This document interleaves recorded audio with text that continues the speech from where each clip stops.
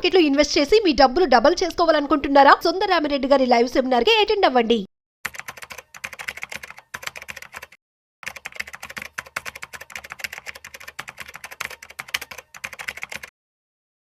Hello అండి, నమస్తే. నమస్తే అమ్మా కీర్తి.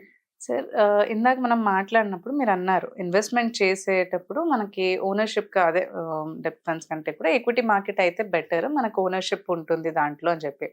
అయితే ఎప్పుడైతే ఓనర్షిప్ ఉంటుందో దాంట్లో అంటే లాభ నష్టాలు కూడా ఉంటాయి కదా.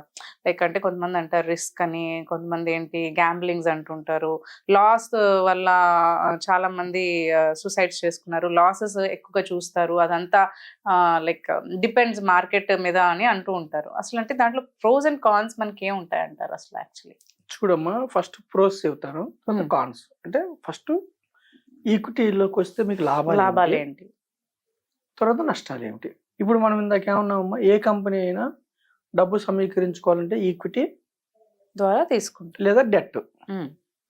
డెట్ వాళ్ళు మీరు ఒక 10 లక్షలు అప్పించారు, కంపెనీకి మిక్కిలి లాభం వచ్చింది, మీరు అప్పించిన కంపెనీకి మిక్కిలి లాభం వచ్చింది, కానీ డెట్ వాళ్ళకి 9% ఇస్తాడు, లేదా 8, అంటే ఎంత రాసి ఉంటే అంతే ఇస్తాడు. లేదు నష్టం వచ్చింది కంపెనీ అయినా ఇవ్వాల్సింది, అంటే డెట్ వాళ్ళకి ఫిక్స్డ్. ఈక్విటీస్లో ఏమిటంటే ప్రోస్ చెప్తున్నా. ఫస్ట్ మీరు ఒక కంపెనీలో ఓనర్ అయ్యారు, ఏ కంపెనీ అయినా కావచ్చు, ఎస్బీఐ బ్యాంక్ కావచ్చు, టాటా స్టీల్ కావచ్చు, మారుతి కావచ్చు, హీరో కావచ్చు, whatever it may be, government companies, BHEL, BEL, NTPC, ONGC, ఏదన్నా కంపెనీలో మీరు ఓనర్ అయ్యారు. 2 లాభాలు మీకు, ఈ ఓనర్స్ అయితే కంపెనీస్లో మీకు 2 లాభాలు. ఒకటి ఏమిటంటే కంపెనీ డివిడెండ్స్ పంచుతుంది. ఓకే, కంపెనీకి ప్రతి క్వార్టర్లీ వాళ్ళ రిజల్ట్స్ డిక్లేర్ చేస్తారు, ప్రతి 3 నెలలకి, 6 నెలలకి, 9 నెలలకి, సంవత్సరానికి డిక్లేర్ చేస్తారు. ఆ లాభాలను ఏం చేస్తారంటే బోర్డ్ ఆఫ్ డైరెక్టర్స్ కూర్చొని ఒక షేర్కి మనం లాభం ఎంత వంచాలి, ఓకే, దాన్ని డివిడెండ్స్ అంటారు.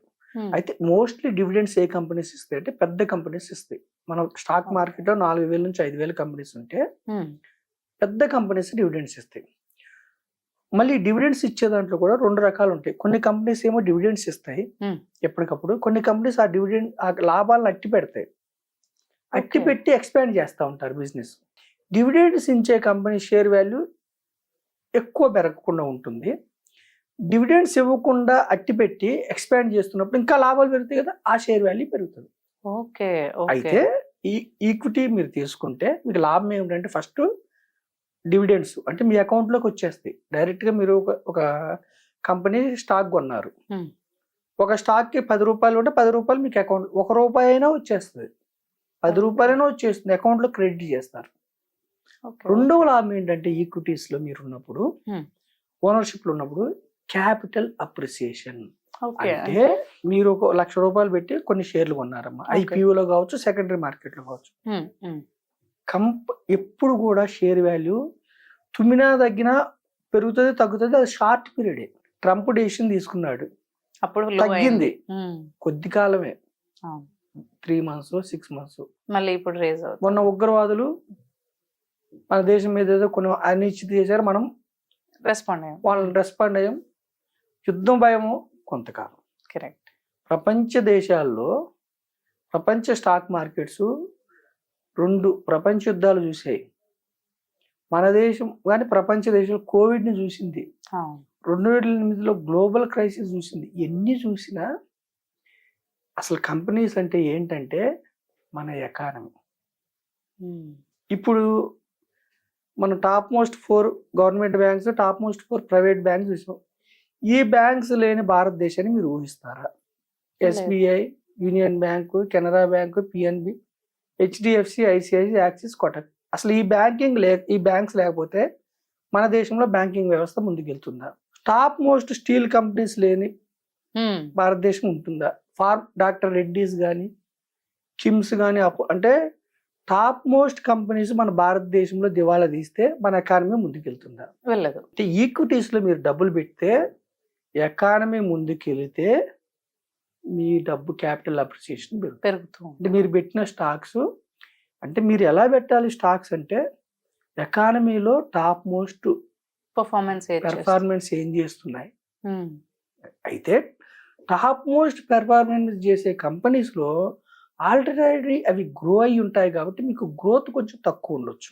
మొత్తం 5,000 కంపెనీస్లో కొన్ని ఏమవుతుందంటే, ఇప్పుడు క్రికెట్ టీంలో ఒక్కోసారి అనూహ్యంగా పల్లెటూరు నుంచి గ్రామం నుంచి ఒక వ్యక్తి వచ్చేస్తాడు. అట్లా 4-5 వేల కంపెనీస్లో ఒక చిన్న కంపెనీ అనూహ్యంగా దూసుకొని ముందుకు వస్తూ ఉంటుంది. అవి పట్టుకుంటే మీరు మిలియనర్ మల్టీ బ్యాగర్ అవుతుంది. అవి మనం పట్టుకోగలిగితే సూపర్. ఇన్ఫోసిస్ ఒకప్పుడు చిన్న కంపెనీ, అనూహ్యంగా దూసుకొచ్చింది, ప్రపంచంలో దుర్భేద్యమైన కంపెనీ అయింది. అంటే మనం ట్రస్ట్ చేసేది ఎలా? ఇప్పుడు మీరు అంటున్నారు టాప్ మోస్ట్ వాటికంటే మనకి కొంచెం తక్కువ వస్తుంది, మనము అప్పుడప్పుడే గ్రో అయ్యేదైతే ఎక్కువ ఎక్స్పెక్ట్ చేయొచ్చు అని.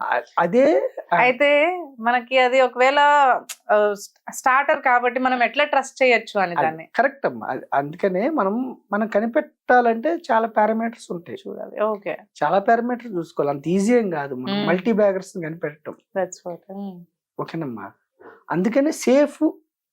ఇప్పుడు రిస్క్ భయం ఉంది, డబ్బులు పోతాయని అనేవాళ్ళు సేఫెస్ట్. అంటే లార్జ్ క్యాప్ కంపెనీస్ అంటే మన భారతదేశంలో 100 కంపెనీస్ లార్జ్ క్యాప్ అంటారు. టాపిక్ ఆ కంపెనీస్, ఆ 100 కంపెనీస్ మన భారతదేశంలో లేకపోతే దేశం ముందుకెళ్ళదు. జీడిపిలో టాప్ మోస్ట్, ఇప్పుడు సాఫ్ట్వేర్లో top most Infosys, TCS, Wipro, Mindtree ఇట్లాంటివి. మన సర్వీసెస్లో మనకి ఎఫ్ఎంసీజీలో రకరకాల కంపెనీస్ ఉంటాయి. సో ఈక్విటీస్లో మీరు ఓనర్షిప్ తీసుకుంటే ఏమిటి, ఒకటి డివిడెండ్స్, రెండోది ఏంటి మీ క్యాపిటల్ అప్రిసియేషన్, మూడోది ఏంటంటే ఏం చేస్తారంటే board of directors share value పెరుగుతూ ఉంటుంది. ఇప్పుడు 10 రూపాయల దగ్గర కొన్న షేర్లు, ఎన్నో షేర్లు 10 రూపాయల దగ్గర కొన్నవి 5,000, 10,000, 20,000 కూడా వెళ్ళినవి ఉన్నాయి. అప్పుడు ఏం చేస్తారంటే మళ్ళీ ప్రజలకు అందరికి అందుబాటులో ఉండటం కోసం ఒక షేర్ 10,000 అయింది అనుకోండి, ఆ షేర్ వాల్యూ 10,000 రూపాయలని 1000 చేస్తారు. చేసి 10 మీ దగ్గర ఉన్న షేర్లు 10 రెట్లు పెంచుతారు. దాన్ని స్ప్లిట్ చేయటం అంటారు. ఓకే, 10,000 రూపాయల షేర్ని 1000 రూపాయలు చేసి మీ దగ్గర ఉన్న షేర్లు 10 రెట్లు పెంచారు అనుకోండి, 10 షేర్లు ఉంటే 100 షేర్లు, అంటే వాల్యూ సేమ్. ఓకే, అప్పుడు మళ్ళీ లిక్విడిటీ అందరికి అందుబాటులోకి వస్తుంది. ఓకేనమ్మా. కరెక్ట్. సో మీకేంటి అంటే అందరికీ అవైలబిలిటీ ఉండేలాగా చేస్తుంటారు. దీనివల్ల ఏమైందంటే అట్లా ఇప్పుడు ఎన్నో 100 సార్లు ఇట్లా స్ప్లిట్ అవ్వటం, మళ్ళీ లాభాలు వస్తున్నప్పుడు బోనస్ షేర్లు, ఒక షేర్కి ఒక షేర్ ఇవ్వటం, ఒక షేర్కి 3 షేర్లు. అప్పుడు మనకి షేర్ వాల్యూ తగ్గుతుంది బోనస్ షేర్లు ఇస్తే కూడా, కానీ మీకు మల్టిపుల్ అవుతూ ఉంటుంది. అది బెటర్ అంటారా? మరి అంతే కదా. లాంగ్ వెయిట్ చేసినప్పుడు ఏమవుతుంది, మళ్ళీ షేర్ వాల్యూ తగ్గిన 100 రూపాయల షేర్, ఒక షేర్కి 3 షేర్లు ఇచ్చారు అనుకోండి, 33 రూపాయలు, 3 షేర్లు ఇచ్చినప్పుడు 33 రూపాయలు 3 షేర్లు అవునాయి. ఈ 33 రూపాయలకి మళ్ళీ కంపెనీ లాభాలు వస్తున్న కొద్దిగా మళ్ళీ పెరుగుతూ ఉంటుంది. ఓకే, మల్టిపుల్ అవుతుంటుంది. అంటే డివిడెండ్స్, క్యాపిటల్ అప్రిసియేషన్. ఓకేనమ్మా. మీకు మరి కాన్స్ ఏమిటంటే కొన్ని కంపెనీస్కి ప్రాఫిట్స్ బాగలేకపోయినా, ఒక్కొక్కసారి కొన్ని పరిస్థితుల ప్రభావం వల్ల, రకరకాల కారణాల వల్ల షేర్ వాల్యూ పడుతూ ఉంటుంది, ఒక్కోసారి పెరగదు. అవి చూసుకోవాలి మీరు. అవి చూసుకొని అంతిమంగా ఏంటి, మీకు లాభాలు వస్తేనే ఉండాలి. లాభాలు ఎప్పుడు వస్తాయి మీకు, మీరు పెట్టిన ఇన్వెస్ట్మెంట్కి లాభాలు ఎప్పుడు వస్తాయి, కంపెనీకి నెట్ ప్రాఫిట్స్ బాగుంటే మీకు లాభాలు వస్తాయి. కంపెనీస్కి నెట్ ప్రాఫిట్స్ లేవనుకోండి, షేర్ వాల్యూ పెరగదు. ఇంకోటి ఏమిటి కాన్స్, కొన్ని షేర్లు 10 సంవత్సరాలు 15 సంవత్సరాలు కూడా అక్కడే ఉంటాయి, పెరగవో తగ్గవు. కొన్ని షేర్లు జీరో కూడా అయిపోతాయి. జీరో అయిన షేర్లు కూడా చాలా ఉన్నాయి. మీరు మంచి నాలెడ్జ్ ఉంది, మీరు ప్రతిరోజు ట్రేస్ చేసుకోగలం అనుకుంటే డైరెక్ట్ స్టాక్స్లోకి వెళ్ళచ్చు. లేదంటే ఈక్విటీ మ్యూచువల్ ఫండ్స్ ఎందుకంటే మనం డబ్బు అప్పచెప్తాం మ్యూచువల్ ఫండ్ సంస్థలకి, వాళ్ళ శ్రద్ధ, మ్యూచువల్ ఫండ్స్ శ్రద్ధ మీకు మీరు పెట్టిన స్కీమ్ డబ్బు పెంచడమే వాళ్ళ శ్రద్ధ. ఈక్విటీ మ్యూచువల్ ఫండ్లు ఇన్ఫ్యాక్ట్ వాళ్ళ డబ్బులు కూడా ఉంటుంది. వాళ్ళు మీ డబ్బులు పెంచలేకపోయారు అనుకోండి, మళ్ళీ రారు. వాళ్ళది బిజినెస్. వాళ్ళకి ఏంటంటే ఖర్చుల కోసం కొంత డబ్బు తీసుకుంటారు, ఎక్స్పెన్స్ రేషియో అంటారు. సో మనం ఇవన్నీ చూసుకునే ఓపిక లేదు అంటే ఈక్విటీ మ్యూచువల్ ఫండ్లు మరి ఎందుకు తక్కువ వస్తాయి కంపేర్ టు డైరెక్ట్ స్టాక్స్ అంటే, ఈక్విటీ మ్యూచువల్ ఫండ్స్ సిద్ధాంతం ఏమిటంటే మీరు 100 రూపాయలు ఇస్తే కూడా 30 నుంచి 50 స్టాక్స్లు పెడతారు. ఓకే. డైల్యూట్ అయిపోద్ది మీ డబ్బు. కరెక్ట్. అది మంచిగా చెడా? మంచిదే. అంటే ఒకటి పర్ఫార్మ్ చేసినా ఒకటి మంచి పర్ఫార్మ్ చేయకపోయినా మనకు అది బ్యాలెన్స్ అయిపోతూ మంచి ఉంటుంది. ఆన్సర్ చెప్పావు. రిస్క్ తగ్గిద్ది. ఉమ్, ఉమ్. ఫస్ట్ రిటర్న్ సంగతి దేవుడు ఎరుగు, అవును. డబ్బు పోయే అవకాశం తగ్గిద్ది. కరెక్ట్. మరి అయితే ఇప్పుడు నేను ఒకే స్టాక్ కొన్నాను ఇక్కడ, ఇది బాగా పెరిగింది.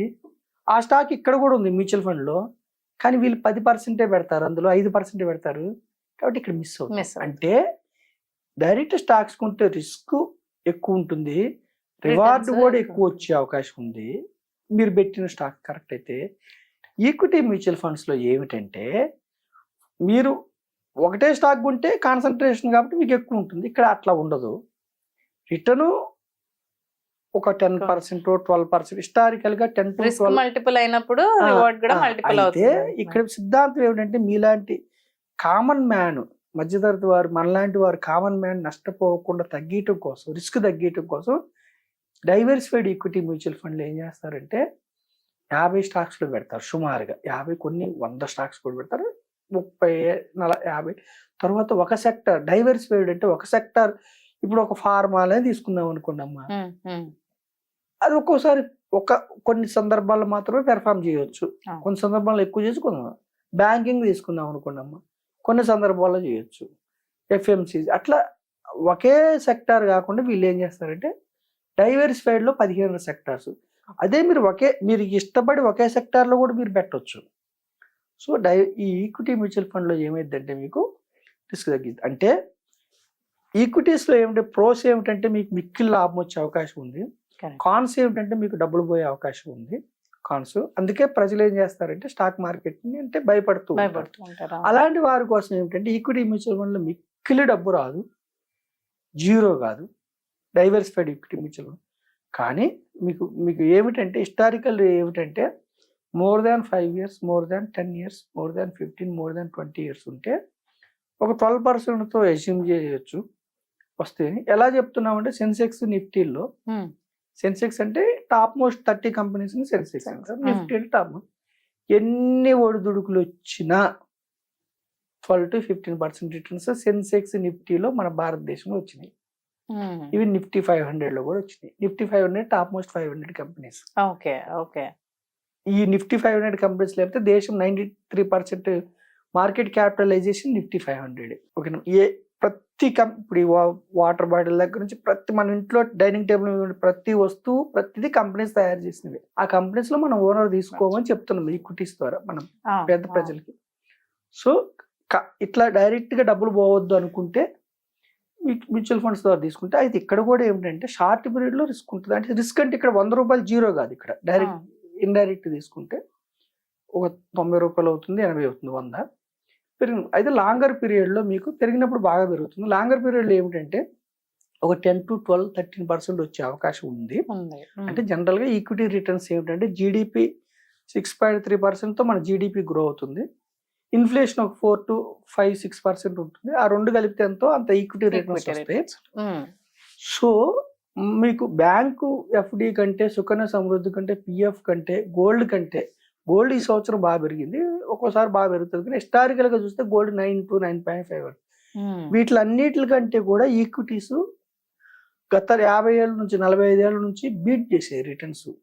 పవర్ ఆఫ్ కాంపౌండింగ్ వల్ల మీరు నెల కట్టినా లంసమ్ కట్టినా కానీ ఒక పేద వ్యక్తి, మధ్యతరగతి వ్యక్తి ఈక్విటీ మ్యూచువల్ ఫండ్ లో మిక్కిలి ధనం సంపాదించుకుంటున్నాడు. హిస్టారికల్ గా ఎన్నో ఫండ్స్ ఉన్నాయి, రిస్క్ ఉంటుంది. కానీ మనం ఎందుకు ప్రమోట్ చేస్తున్నామంటే డైవర్సిఫైడ్ ఈక్విటీ మ్యూచువల్ ఫండ్ లో మీరు మ్యూచువల్ ఫండ్ ద్వారా పెడితే కూడా మీరు కంపెనీస్ లో ఓనరే. కాకపోతే షేర్లు మీ పేరు మీద ఉండకుండా స్కీమ్ పేరు మీద ఉంటే, స్కీమ్ పేరు మీద షేర్లు స్టాక్స్ ఉంటాయి కూడా మోసం చేయడానికి లేదు. ఖచ్చితంగా మీ రిటర్న్ మీకే ఇస్తారు. మీకు లాస్ అయితే తగ్గినట్టు చూపిస్తారు. ఒక్క రూపాయి కూడా డైవర్సిఫైడ్ ఈక్విటీ మ్యూచువల్ ఫండ్ లో మోసం ఉండదు. మీకు నాలెడ్జ్ ఉన్నారా డైరెక్ట్ స్టాక్స్ లోకి వెళ్ళండి. బ్యాంక్స్ స్టాక్సా, స్టీలా, మీ ఇష్టం. ఏ నాలెడ్జ్ లేదా డైవర్సిఫైడ్ ఈక్విటీ మ్యూచువల్ ఫండ్స్ లోకి రండి. డైవర్సిఫైడ్ ఈక్విటీ మ్యూచువల్ ఫండ్ లో ఎలా ఇన్వెస్ట్ చేయాలి మీకు తెలుసా, మీరు చేసుకోండి. తెలియకపోతే మాలాంటి డిస్ట్రిబ్యూటర్స్ కి, ఆథరైజ్డ్ డిస్ట్రిబ్యూటర్స్ కి కాల్ చేయండి, మీకు గైడ్ చేస్తాం. Correct. సో నేను అంతిమంగా ఏం చెప్తున్నానంటే ఎంప్లాయీగా మిగిలిపోకుండా మీ డబ్బు మీకోసం పనిచేయాలంటే మీరు ఇన్వెస్ట్ చేయాలి. కంపెనీస్లో ఓనర్షిప్ వస్తే మీరు ఇంట్లో పడుకున్న మీకోసం డబ్బు పనిచేస్తుంది. డబ్బు మీకోసం పనిచేసినప్పుడు డబ్బు మీకు బెస్ట్ ఫ్రెండ్. Correct. ఎప్పుడైతే డబ్బు మీకోసం పనిచేస్తుందో మీకు భవిష్యత్తు కోసం మీరు మీ ఫ్యూచర్, మీ రిటైర్మెంట్, మీ ప్రతి ఒక్క అవసరం మీ డబ్బు మీకు తీరుస్తుంది. ఎవరి దగ్గర చేయి చాచకుండా భవిష్యత్తులో మీరు జీవించడానికి ఇన్వెస్ట్మెంట్ చేసుకుంటే మీకు అవకాశం ఉంటుంది. ఇన్వెస్ట్మెంట్ అనుకుని ట్రేడింగ్ చేయొద్దు. ట్రేడింగ్లో డబ్బులు పోతాయి. నేను సుమన్ టీవీ ద్వారా మీ ద్వారా ప్రజలకు మరీ కోరుకునేది ఏంటంటే మీ భవిష్యత్తు బాగుండాలంటే ఇన్వెస్ట్ చేయండి. భారతదేశ ఎకానమీలో పార్టిసిపేట్ కావండి. దుర్భేద్యమైన కంపెనీస్లో ఓనర్స్ అవ్వండి. మనం 4th largest economy in the world. ఒక 30 నుంచి 50 ఇయర్స్లో ఈవెన్ అమెరికాను కూడా మనం దాటుతాము. Yeah. మనకున్న advantage 140 crore population. Correct. So ఈ దేశం అభివృద్ధి చెందుతున్న క్రమంలో మీరు పేదవారిగా మిగిలిపోవద్దు. మీరు ధనవంతులు కావాలంటే కంపెనీస్లో ఓనర్స్ అవ్వండి. Correct. రకరకాల మార్గాలు ఉన్నాయి. ఏది ఎంచుకుంటారనేది మీ ఇష్టం. రిస్క్ని అర్థం చేసుకుని ఇన్వెస్ట్ చేయండి. ఇన్వెస్ట్ చేయాలంటారు. థ్యాంక్ యూ అండి. Thanks for sharing all the information with us. Thank you అమ్మ కీర్తి.